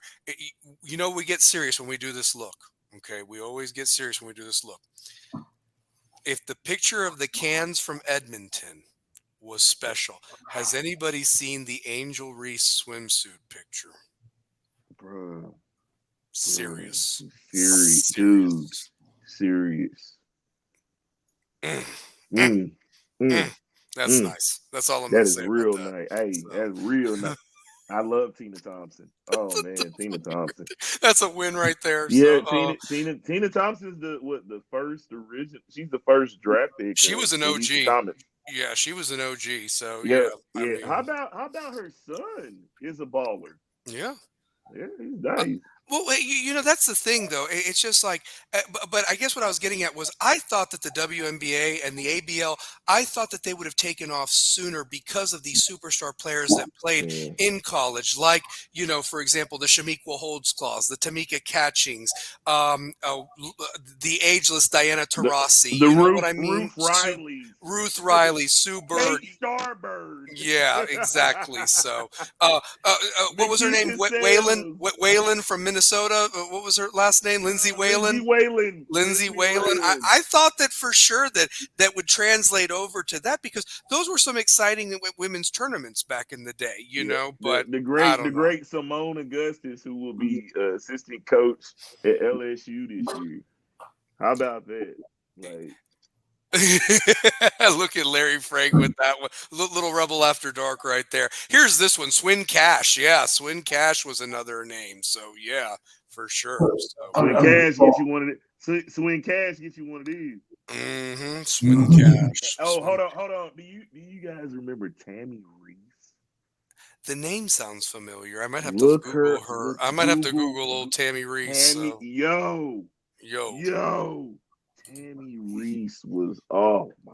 All right, God. I know she didn't play in the WNBA, but we still got to give a shout out because she was a Lady Vol. Brittany Jackson. Brittany Jackson was the inventor of this. Yeah. She was featured on when they were doing the women's tournament. Like she wasn't even the best player on the Lady Vols, but they were like, she's cute, get her on there. You know what I mean? Brittany could hoop. Brittany Jackson can hoop. But you know who is one of my favorite hoopers and an incredible sportscaster? Andrea Carter is doing her thing, man. Dude, she is, man. She holds her own with the boys. She holds her own with the boys. So yeah. Like, Swin Cash was just promoted to executive vice president of operations for the Pelicans. That's awesome. Good for her. So yeah. listen, So if you know basketball, you know basketball. Yeah, that's why I said I don't see Willie Green leaving that Pelicans job anytime soon. Willie Green is a phenomenal basketball coach too. He's a great coach. Yeah, that organization, Willie Green is good coach. Really great coach. I think that organization has just had some bad luck with injuries and so forth. But if they stay together, they might be able to pull something. Because honestly, Zion getting hurt, has really hurt them. Because when he's on, he can play. I know he gets made fun of for the weight and everything, but I mean, he probably had the most successful season he's had up to this point, and everything this past year. So, I mean, it's not all is lost. The one that I think's let them down is Brandon Ingram, to be honest with you. I think he's let them down Brandon, more than anybody. I feel like they offer Brandon Ingram. I think they offer Brandon Ingram. Like it's over. It's over. You know what I mean? And they're wasting McCollum. I mean, CJ McCollum has really put up some good numbers for them down there too. Talk about a second chance getting out of Portland, but damn, I mean, how many more chances do you get at this point? So yeah, I just found scrolling through Twitter / X, whatever you want to call it, the last 4 seasons for Tennessee baseball. For this, wins 211. Wow. Win percentage 77%. NCAA tournament wins 25. Home runs 566. All 4 of those rank number 1 in D1 baseball. That is crazy. That is crazy. So wow. That is wild. Yeah. No, that's what happens when you're a champion, man. You dominate on all levels. There's no fluke. You do. You're the champion. Simple as that. So you do, man. I wanted to switch gears to a second, and I know that Larry loves to talk about this too, but I don't know what the bad luck is, but we had another famous former sports person die right on the eve of the show, right, after we've lost some guys, and rest in peace to his father, Sika Inoue, Mm. died today. You know, he was 1945 to 2024. He was just short of, I believe, his 79th birthday, and he did not look well. I think he was there at WrestleMania. He didn't look that well, and I hope that with Roman taking the time off, that he at least got to spend some time with his father and everything before, you know, this. And just a legendary guy, part of the Wild Samoans with Afa. And I just I hate to see that happen. Really It's sad. all part of life, but another wrestler, you know, gone. And shout out to Roman Reigns and our tribal chief. Hopefully, he's you know, being consoled right now with the families just coming together as they lost a very, very big corner piece and a legendary tag team wrestler and wrestler in general, and all the promotions that he fought in, and all the young bucks that he probably trained at his wrestling school as well. So yeah. So speaking of wrestling, by the way, I have to bring it up every week. This thing with Dominic Mysterio and Liv Morgan is the funniest thing that who is writing this is what I want to know. I mean, who is Who coming is? up with this? It's Be, good stuff. it is, and It's good everybody's stuff. playing their part. And here's the best part: they are still making Rhea Ripley relevant, even though she's off camera without, nursing the injury and everything like that. Like, they're still making her relevant in the. I mean, this triangle is the funniest damn thing I've ever seen. And if you watched Carlito's reaction, because here's the thing, I think Carlos Conlon Jr., Carlito, is probably one of the most wasted wrestlers WWE has ever had, because, he may not have been as big as most wrestlers, but his facial expressions, he can talk. He's got that look that you just want to punch him in the face, a great heel. The look that him and the Judgment Day made when Dom got that text message, and Damian Priest, God love him, he's so funny. He's like, esa mujer es loca. Stay away from her, Dom. Like, I peed myself. It was so good. Like, it's just funny. So yeah, I mean, yeah. I love what WWE is doing. I just hope, like, so is it still going to be able to watch it on USA and Netflix simultaneously? No, it's Netflix. It is Netflix. Yeah, talk about that, man. Like Shane, how big was that news, brother? About Triple H said it's uncensored. I mean, yeah. Damn. We're going back to We're going back to the 90s. We're gonna do it on. I'm going back to the Attitude Era is in my head, but what we wish we saw. Look at Larry Frank right away. Hey, I'm gonna do my best Jerry Lawler. Puppies! Puppies! Oh man. Judgment Day is ending soon. I can see it, Kerry. I think it's run its course, and credit to them taking it as far as they could, even when it was Edge that started it. Kerry said about Sika. I remember watching him growing as part of the Wild Samoans. Got to see them live, and they were tough and awesome. Oh yeah, larger than life guys.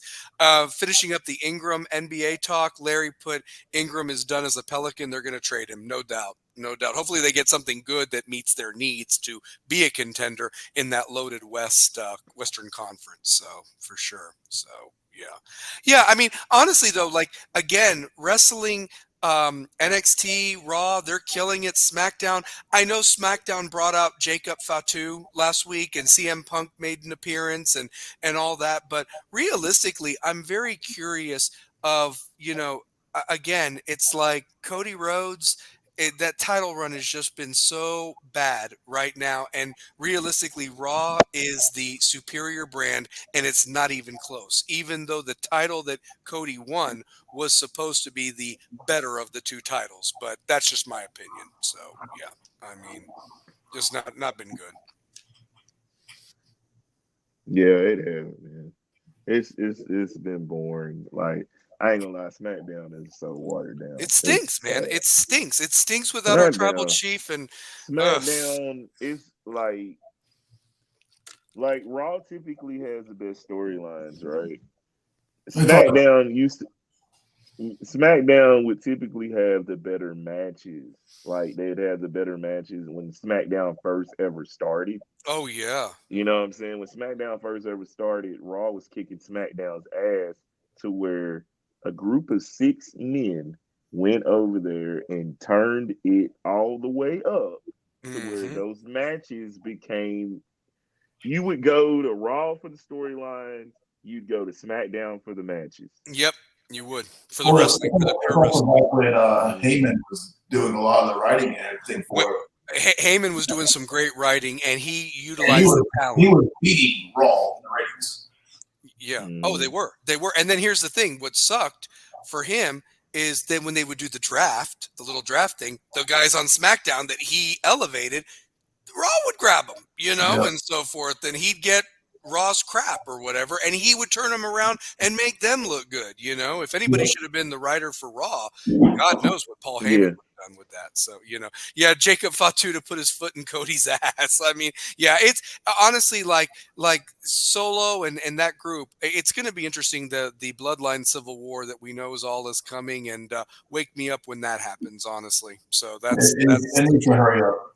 yeah. I'm waiting for it. Yeah, I mean, well, and here's the other thing too. We've got like we mentioned, the Money in the Bank pay-per-views coming up, and realistically, that's your first pay-per-view in America since the damn WrestleMania. I mean, that is just still an asinine thing to me right now, honestly. That they had your major pay-per-views coming off of your supposed biggest WrestleMania, you had them in other countries, and no disrespect, last I saw, the American part of WWE is what really has driven this, to new heights or what have you like that, honestly. And really, you really should be promoting your Netflix thing, because from what I understand, I guess that Netflix will be in the will be around the world or what have you, but there's still places around the world that still have their own WWE network. They don't have access to Peacock. I didn't know if you guys knew that or not. I So didn't know the that. 'Cause, WWE like, network still technically exists for the world, but not for America.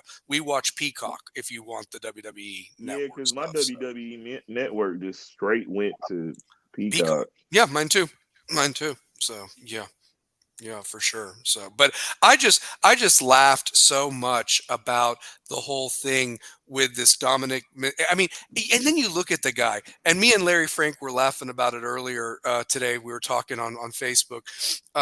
I look at the guy. He's got that mullet. He's got the Eddie Guerrero mullet. He's got the trash stash. I mean, and it's like he's got the tattoos, and you just want to punch him in the face. And here's like Liv Morgan like saying, "Thank you, Daddy," and I'm roaring laughing at this. Like, I mean, he's nobody's daddy. He's still a little boy that should be put over Ray's knee and spanked or whatever like that. He's nobody's daddy. So I mean, but Liv Morgan, she has taken. You talk about. Oh man, she's done some great things, and if Alexa Bliss comes back, if she even wants to, I'm just like, yo, put a match between those two together. I'd get some popcorn, so for sure. So. Tons of popcorn. Absolutely. So with extra butter and all that. With so. extra butter. Oh, real quick, by the way, I just wanted to let you know, for Father's Day last week, Ryan took me to go see Bad Boys 4. And I really liked it, by the way. It was really, really good, just to let you know. So, yeah. But I enjoyed it. I enjoyed it a lot. It was a lot of fun, and Will Smith and Martin Lawrence were hilarious in it. So if you haven't seen Bad Boys 4, definitely go check it out, because I was entertained the whole time. It was great. So, Nice.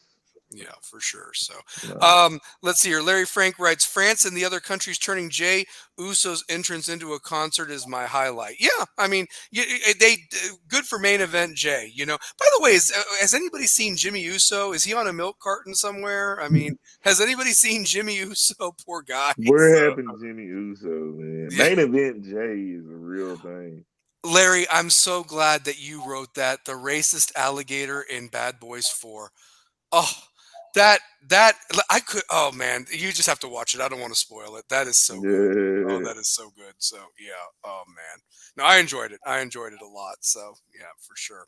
So I've seen some good ones this summer. I saw the new Planet of the Apes movie with my dad. I saw Furiosa with my dad, and that one was good too. And yeah, I've seen some good ones. And I guess everybody's now hyping up the Quiet Place Day One movie that's coming out, and then you got Wolverine and Deadpool that should absolutely kill it in July. That should be hilarious. So with those two, so yeah, surprised it hasn't gotten an X rating. So yeah, but, It's because it's owned by Disney now. oh yeah, yeah, yeah. So. Oh man, I'm telling you, always a lot of fun. What? Oh yeah, Larry, I'm glad you put that. Beverly Hills Cop 4 coming to Netflix. Yes, Nice. yeah, yeah. In Nice. fact, I've been catching up on the Beverly Hills Cop movies on IFC. They've been showing them a couple of weekends ago. They were on and so forth, unedited with commercials. And God, that was some funny stuff with Judge Reinhold and Eddie Murphy back in the day. Honestly, really good stuff. So Mhm. yeah, How be nice about to that see them. parade today, man? Oh, Yo, dude, that parade. So that yeah, it was packed, man. I wish I could have got down there, but it was a lot of that's a ton of people in Knoxville. Do you know? It just shows how they were starving for a champion. I remember that they packed the convention center for the Lady Vol celebration when they went back to back with Candace Parker and everything. And you got to think it's been that long since a UT team, won it all and so forth. And then for the men, it's the 25 years that we talked about, that significance of 25 years. And realistically, those fans deserved that. That team deserved that praise. And you know what? It I know that they lose a lot, but again, like you said, people can come in. That transfer portal could be a huge thing, and if they build this culture and program the way I think they are, I'm not saying they win it all again next year, but damn, if they can get back to Omaha again, that would be ginormous, especially with the people you're losing from this team and so Yeah, forth. I'm already planning on going to Omaha next year. That'd be awesome, dude. Hey, E- let me tell you, Even if we don't make it, I'm still going for the experience. absolutely, and you got to get you an Angus steak. You got to get one of those world famous Omaha Angus steaks. So yeah, Mhm. for sure. So yeah,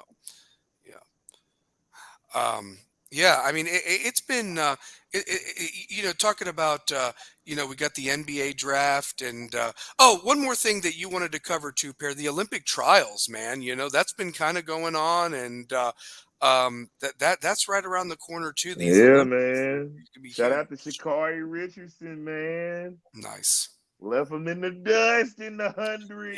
Dude, that was incredible. If go YouTube it if you missed it live, honestly. I saw the Wow, highlights. It was yeah. dude, something Speed, serious. baby. Just speed. So, Speed. yeah. Oh, I want to give a shout out talking about football again. Um Twitter again, got to give a shout out to Antarius McAllister and Antoine Burdine Jr. Man, they were putting in some work. Oh my God, you should see them training together. Let's just say there's going to be a no-fly zone with them and Ooh, Riley Manning for that West defensive backs. Honestly, so look out, man. Honestly, they were putting in some work. Shout out to Shannon Blair for sharing that video too, former West Rebel. So yeah, but yeah, yeah. So, I but I cannot believe this. It just man, I really want to go downtown just to see the scene, man. Like yeah, that's yeah. crazy. We were on the cusp, and it was due. I mean, it was just it was their time, and relish it, man, because God, this is the first one. And how long has baseball been around as a sport at UT, Shane? I mean, what would you Whew, say? I mean, goodness gracious. man, forever. Uh, Like literally, like I mean, the reason I bring that up is it's because to win that first one is so damn special. I mean, you talk about the Panthers, 31 years it took them, and everything, and in their respective sport, and it's hard. These are hard tournaments to win, and like I said, you look up all the franchises that have yet to win one, and you'll really just wow, like you'll really be humbled, and the fact that some teams have won multiples amazing. I'm just happy that somebody wins one, especially that's one of my teams. So, yeah. Man, I wish I could have been involved Village last night with this. This is crazy. Like, Okay, so look at this. Look at this. Kerry, I like what Kerry's thinking here. There's something to think about. The only other time that we reached the College World Series final was in 1951. That same year, UT football won the other national championship that they have that same year. Could it happen again? That would be amazing if it did. man, that I'm not would be saying that crazy. there's not an impossibility. The schedule is there. And if they maybe steal one from Alabama or Georgia and don't even have to play in the SEC title, but get in that large bid.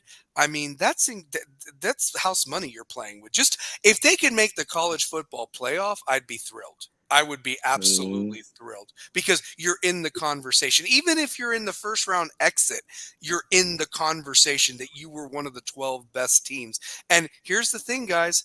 Tennessee was the inaugural BCS champion in 98 when they started that. Mm-hmm. Who's to say that they can't make this first college football playoff and make it interesting? That would be incredible if that happens. So yeah, I mean, All right, first year Tennessee baseball, 1897.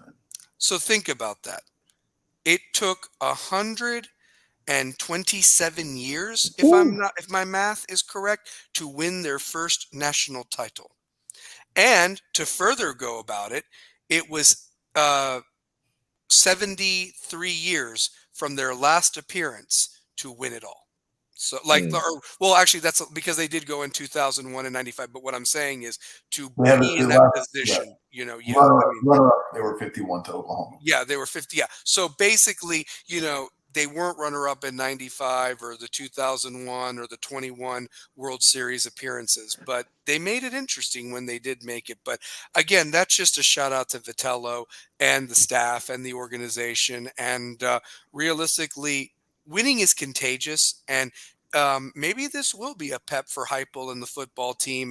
And look at Rick Barnes and the basketball team. They were one 10 minutes away from being in their first Final Four, and they've made their second Elite Eight. So basketball's Yeah. here to stay. Baseball's here to Basketball is stay. here to stay. Football is on its way back, and hopefully here to stay as well and pull their weight, with what Heupel's building over there. So yeah, I mean, so All the pressure's on the other teams now. it is. Everybody's got to catch up. So yeah. Hey, listen, just get into the playoff, and then it's a 1 in 12 shot to win it all. Absolutely. Mm-hmm. And again, I just feel a lot of football played this year because of, there's going to be teams that are going to be beat the crap out of by the time they get there.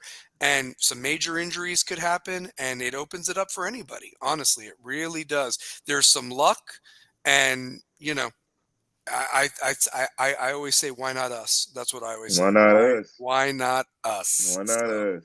Be nice. So yeah. But yeah, great show tonight, guys. Honestly, I mean, the chat box was hopping. I love our chat box. I love our fans. A shout out to everybody. And we talked about this. I don't even know if maybe I'm overstepping by saying this, but I want to give a shout out to a guy that I personally love. He's going through something right now, and I want to give a shout out to Coach Chris Lindsay.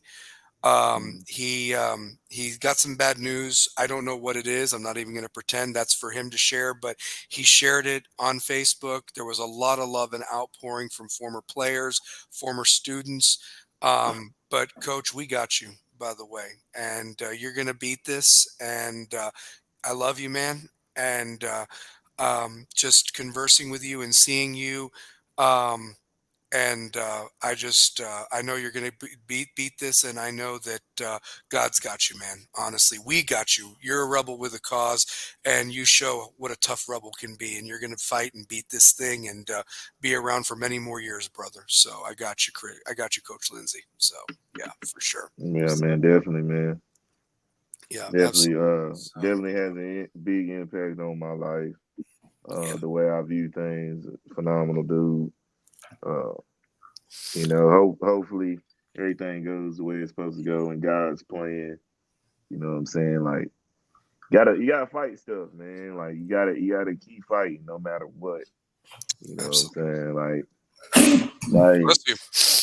It's real out here in this world, man. You gotta have that high faith and the higher power for everything to work its course. You know what I'm saying? So Yeah, absolutely, absolutely. I will say this much. He impacted my life, and he's a fan of the show. And he told me whenever we want to have him on, he'd be ready to go and so forth. And so I'd love to have him on, whenever he's able to and feeling up to it, because and now more than ever, two pair, we definitely got to get in Romero's ear to make sure that 2000 team gets honored, the first and only district tournament championship at West in basketball. So we definitely got to make sure that he's good to go and honored with those boys and Coach Petco sometime in January or February at one of those home games. So for sure. So yeah.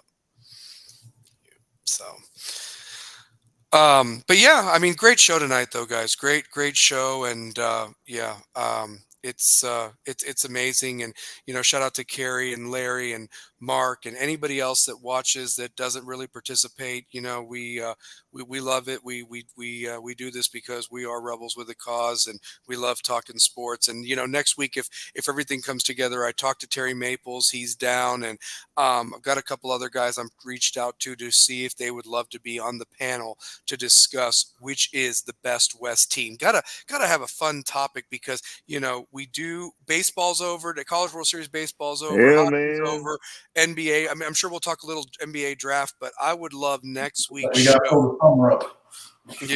Yeah. I would love next week's show to be nothing but about just which is the best West team, and so forth. And we'll talk about the schedules, who the key players were, and who would win in a head-to-head if they played. I know different eras are different eras, but at the same time, a lot of people would probably say right off the top of their head, well, we all know that the matchup would be 2022 versus 2014, but realistically 2013 and 2023 are no slouches. And you have to talk about weather conditions and things like that. And there were some game changers on both those teams. And I think when you see the stats, it would be very interesting of who you might decide who is the best. And what I'll do is I will share. I'll have some time this weekend to do it. I didn't, unfortunately, last weekend because of my sister's baby shower, but I want to give a shout out to my sis, Vanessa, and my niece about to be born here very soon, my first niece. So I'm really excited about being an uncle. And but anyway, this weekend I'm going to get those stats together and email them to you guys, and that way you can kind of rank your teams and think about who would win, and where we rank them as top 10 all-time West football teams. So yeah, for sure. So, and it's fun to do. It's something fun to do, and to get us through them dog days of summer, for sure. But I said that the topic of tonight's show would be a night of eternal bliss or Heartbroken City. And guys, I can honestly say that last night was eternal bliss, and it will never be a night we ever forget. Honestly, Ever. Like ever. there will never be a sports night like what we just had in one night. Like that was like it's a pinnacle sports night in my life. Yeah. And it's very hard to have two of your favorite teams win in one night for anybody. Like championships of how seasons overlap and things like that. So it's just an incredible feeling, and was a real fun night last night. Really was. And I had a cigar last night, and you know what? I got another one right here, so it'll never get old. Honestly, I can just play that. Oh, by the way, one last shout out, Wilkerson. Oh, John Wilkerson. Colin, gotta give Wilkerson the thing. Yeah, gotta give Wilkerson. Give it up for John Wilkerson. Yeah, Give it up man. for John Wilkerson. Everybody clap it I up. was never so Everybody happy clap it for up John somebody. Wilkerson. Everybody Yeah. clap it up for John Wilkerson. That call. Go to Twitter. It's on Twitter if you haven't seen it. Go watch it. Yeah, it's on Twitter. I listened to it all day today. Yeah, it was. It'll never get old.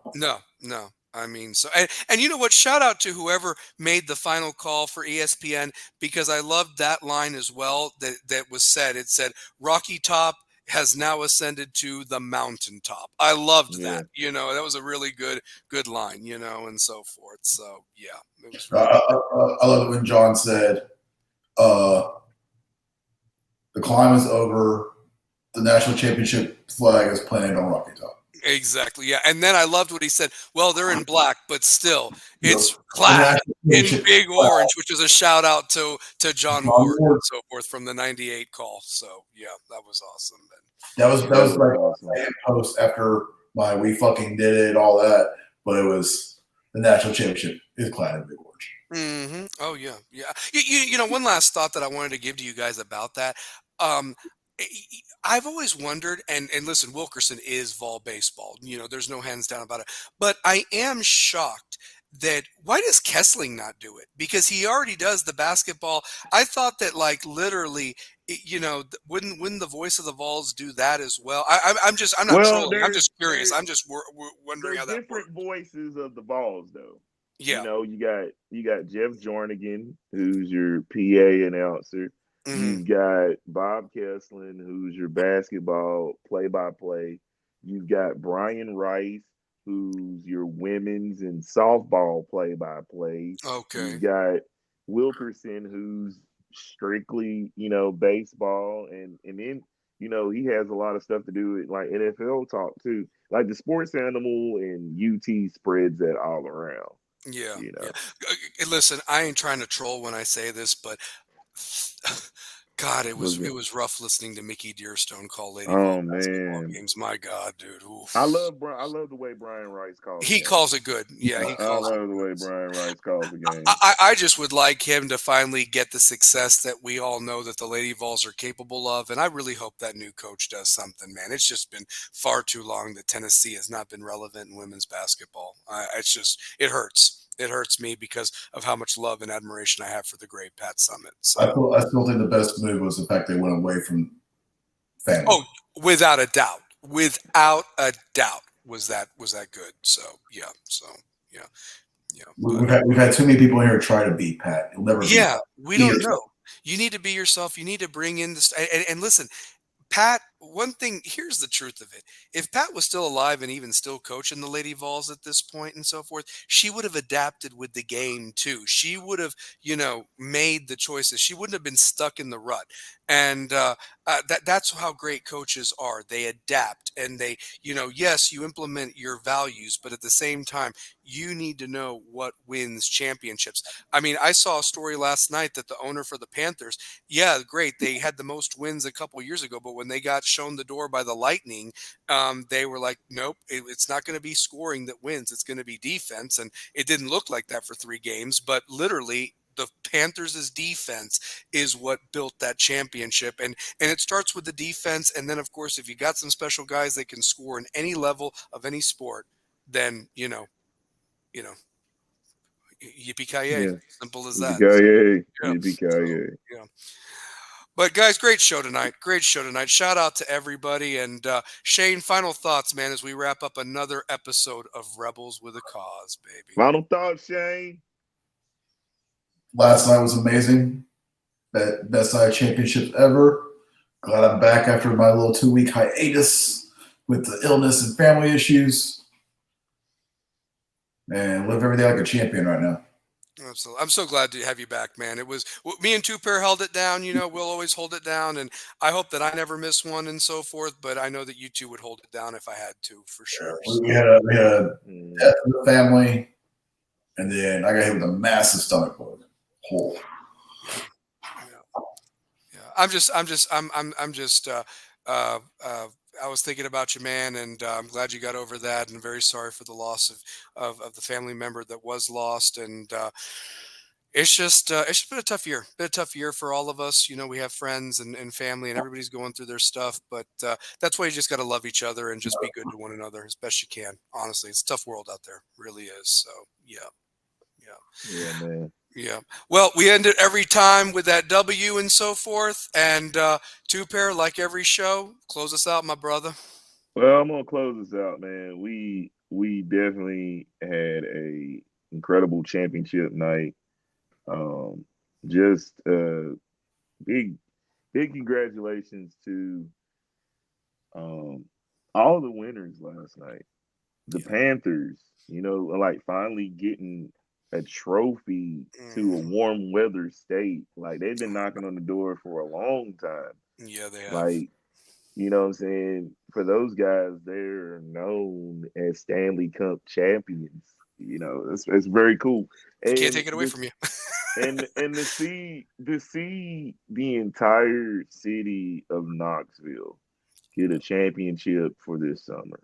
Mm-hmm. You know what I'm saying? Like I felt the men's basketball team got robbed in Detroit. They made it to an Elite Eight, which is awesome. But to say that you're national champs, like the the baseballs did, I mean, it just gets sweet. And then looking at the Nova Knicks have reunited. JJ Redick getting the Lakers job. Yeah. Women's basketball is interesting to watch. That's my last. Like that's it. Championship night. Great night. Thank you guys for commenting in the book. So look, man, love piece of chicken grease. We up out here. Throw your dubs up. And then, tell them about what happens with that clock, though, James. Oh, absolutely, baby. Listen, it's Rebels with a Cause because remember, the cause don't stop when the clock hits zero, baby. We out. There it is. Dubs up, man. Dubs Appreciate up. y'all. Thank y'all. Love you guys. Championship night. Go You ball. bet.